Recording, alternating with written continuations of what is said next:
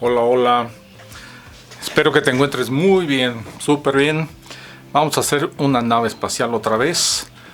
La parte padre de esto es tu creatividad, pero las piezas que tienes que ir juntando de basura, eso es lo que nos hace ser más creativos. Es simplemente inspirarte. Puedes agarrar los libros, las imágenes de Star Trek. Hay muchas series de ciencia ficción. Entonces solamente verás juntando, tú ves juntando piezas y piezas y piezas, pero importante, trata de que encuentres como simetrías, lado derecho, lado izquierdo. En algún momento a lo mejor vas a descartar algún lado, pero ya tienes las piezas. Júntalas, trata de dar algo importante como una forma. Por ejemplo, tenemos el cuerpo de este envase que es un viejo champú. Por ahí me lo encuentro en la basura. Tenemos por ejemplo estos que son encendedores, se me ocurrieron como para ponerlos en los laterales, palillos, importante como para hacer antenas. Esta bomba se me hizo muy padre, la encontré también en la basura.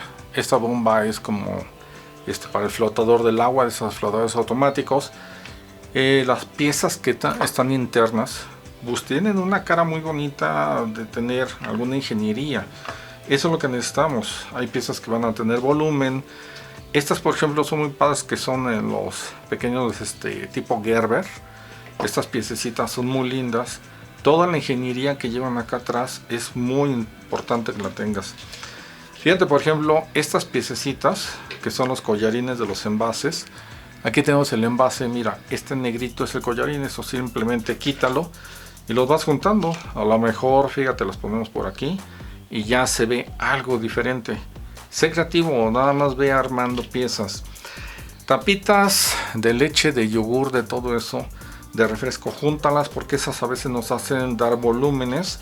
A veces la pieza no se acopla y con la pieza pues vamos a dar el volumen.